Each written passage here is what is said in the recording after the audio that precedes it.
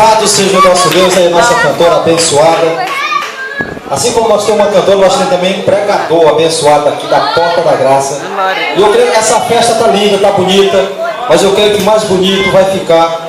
Eu creio que a pastora Zerina ainda vai fazer uma grande festa aqui, o lançamento do CD dessa cantora, em breve, em nome de Jesus.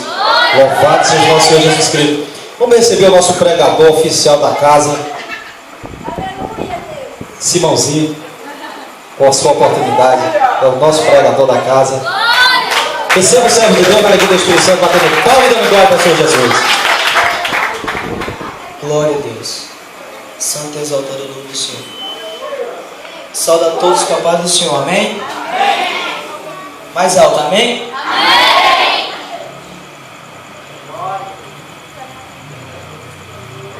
Samuel capítulo 6. 5. Vamos ler 2 versículos. Os filisteus tomaram a arca do Senhor de Deus e a trouxeram do campo de batalha em Ebenezer para Asdod e colocaram no templo de Dagon junto de sua estátua. Capítulo 5, no versículo 8.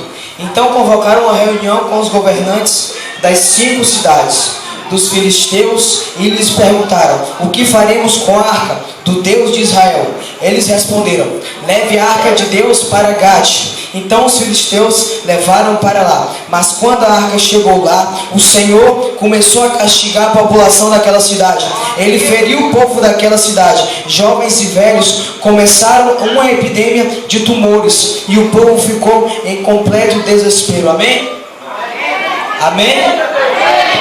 Aqui está perante nós a palavra do Senhor, que diz que o povo, aleluia, quando elegeram Saul, aleluia, no tempo de Eli, ele pecou perante Deus porque não obedeceu a voz de Deus. Escutou mais os seus filhos que estavam profanando a casa do Senhor. Escutou mais os seus filhos que estavam adulterando. Escutou mais os seus filhos que pegaram a arca para levar para a guerra, pensando que iam vencer. Mas uma coisa eu te digo, meu amado: você tem a presença de Deus, mas em clamor você não tem nada.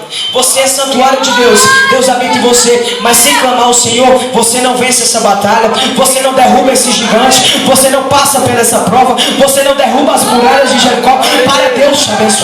E aqui está a palavra de Deus dizendo que eles venceram a batalha e levaram a arca do Senhor para onde os filisteus habitavam, na terra, aleluia, onde eles estavam. Colocaram dentro do santuário do Deus de Dagon. Dagon, ele é uma forma de sereia, mas é macho. Como assim? Ele é um Deus que, por acaso assim, é dos sinais satânicos que hoje, nos dias de hoje, nós vemos até às vezes nas nossas Bíblias. Tem sinais satânicos porque aquelas pessoas satanistas fazem Bíblias, mas colocam ali a formação dela, colocam a imagem dela, pensando ela que essa imagem tem efeito, mas não tem, porque a palavra de Deus, ela não muda. Ela pode mudar de palavra, pode mudar do modo de falar, pode mudar as palavras, como assim, sabedoria, pode colocar tremer. Aleluia, Deus, na palavra do Senhor diz: e conhecereis a verdade vos libertará. Esses homens, eles não conheciam a verdade. Esses homens, eles não conheciam o que Deus podia fazer com ele. Esses homens não sabiam o que Deus ia fazer com o Deus deles.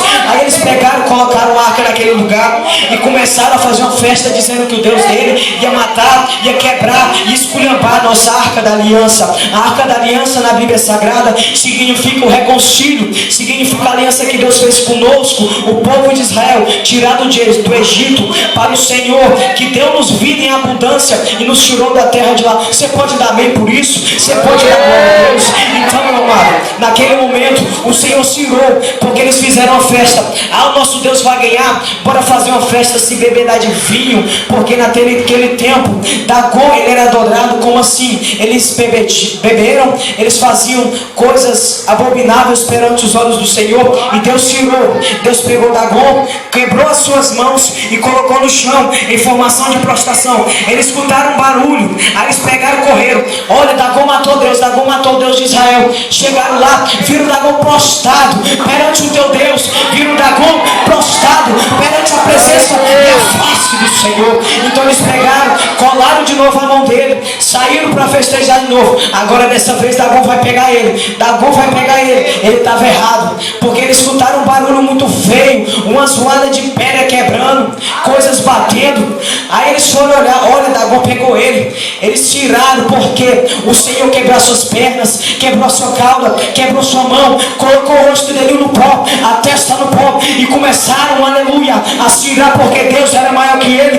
Deus era maior que ele. Deus é maior que o inimigo. Deus é maior que tudo. Deus é maior que tudo. Na palavra dele diz que Deus não é filho do homem para que minta, e nem filho do, aleluia, homem para que se arrependa. Então se Deus disse uma coisa na tua vida, é o inimigo, ele pode tocar na presença que tem em ti do Senhor, ele pode tocar em ti, faço, mas ele não vai tirar a tua vida. Ele não vai tirar a tua vida, porque Deus, ele tem promessa, ele tem chamada, ele tem coisas grandes para fazer na tua vida. Em nome de Jesus, receba essa palavra, não só para um, nem para dois, mas é para todos, porque o Senhor vai fazer grandes coisas na sua vida, em nome de Jesus. Amém.